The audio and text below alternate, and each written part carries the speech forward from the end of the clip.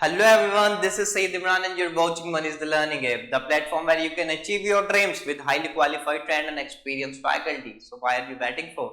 Come and join us. So bachcho, in today's lecture I'm going to speak about mechanical properties of fluid. So this is the chapter number 10 of class 11. So let's start with a very basic term, that is fluid.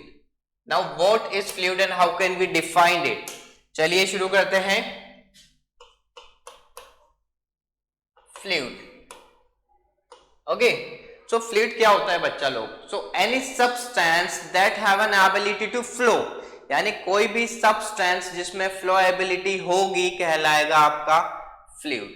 ठीक है, तो flow ability की बात करेंगे तो कुछ examples मैं आपको देता हूं, जैसे कि oil, petrol, kerosene, water, T, coffee, milk, ये सब क्या है?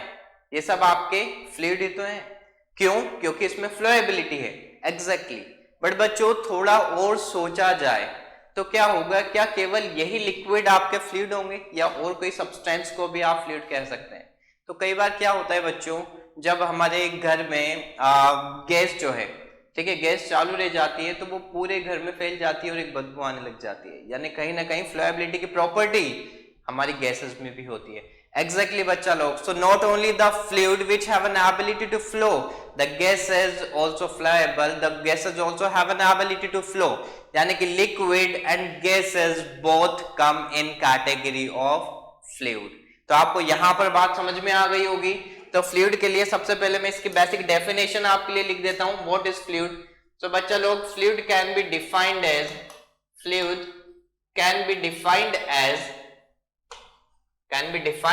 any substance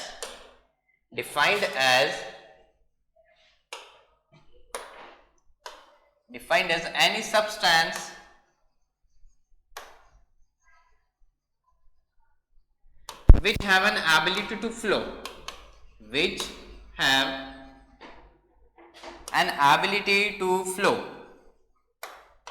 okay. तो ये इसका बेसिक सा डेफिनेशन मैंने आपको यहां पर बता दिया है. ठीक है, बट बच्चा लोग इस डेफिनेशन को हम याद नहीं करेंगे, हम केवल एक टर्म याद रखेंगे जो है फ्लो एबिलिटी. ठीक है, क्या टर्म है आपकी? Flow ability. ये टर्म हमें केवल ध्यान रखनी है, यानी जब भी आप फ्लूइड को डिफाइन करें तो आप केवल एक टर्म ध्यान रखें, दैट इज फ्लो एबिलिटी. अगर कोई भी सब्सटेंस फ्लोएबल है, फ्लोएबिलिटी को रिप्रेजेंट कर रहा है, तो वो कहलाएगा आपका फ्लूइड. इसमें आपका क्या आ सकता है? फ्लोएबिलिटी की बात करें तो फ्लोएबिलिटी होती है आपके गैसेस में भी as well as in liquids. यानी अगर आप कहें कि फ्लूइड किसको कहते हैं तो आप बताएंगे कि सर गैसेस और लिक्विड दोनों ही फ्लूइड हैं. बट बच्चों लोग इस चैप्टर में, यानी मैकेनिकल प्रॉपर्टीज ऑफ फ्लूइड के चैप्टर में हम केवल लिक्विड के साथ डील करने जा रहे हैं. ठीक है, तो ऐसा नहीं कि हम गैसेस की बात नहीं करेंगे. एग्जैक्टली बच्चों लोग, आगे जो आपके kinetic theory of gases, thermodynamics, ये वाले सेक्शंस आएंगे, वहां पर हम गैसेस की बात करेंगे. बट इस चैप्टर में मैं केवल लिक्विड की बात करने जा रहा हूं. तो आगे इस चैप्टर में जब मैं टर्म फ्लूइड यूज करूंगा तो आप समझ जाएं कि सर यहां पर लिक्विड की बात करने जा रहे हैं. ठीक है, अब फ्लूइड के बाद एक और इंपॉर्टेंट टर्म होती है बच्चा लोग, वो भी हम समझ लेते हैं. ठीक है, उसको बोलते हैं हम फ्लूइड मैकेनिक्स. ठीक, ये है आपकी फ्लूइड मैकेनिक्स. ओके, तो फ्लूइड मैकेनिक्स क्या होता है? नाम से ही पता चल रहा होगा आपको कि it is that branch of mechanics in which we deals with the properties of fluid. यानी कि सर मैकेनिक्स की वो ब्रांच जिसमें हम फ्लूइड की प्रॉपर्टीज के साथ डील करते हैं कहलाती है आपकी फ्लूइड मैकेनिक्स. तो बच्चों मैं यहां पर आपको बता दूं कि जब भी हम फ्लूइड मैकेनिक्स की बात करते हैं, ठीक, तो यहां पर फ्लूइड मैकेनिक्स की दो ब्रांचेस आपको पढ़नी पड़ेगी.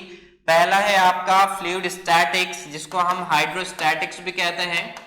ठीक है, और दूसरा है बच्चों फ्लूइड डायनेमिक, जिसको हम हाइड्रोडायनेमिक भी कहते हैं.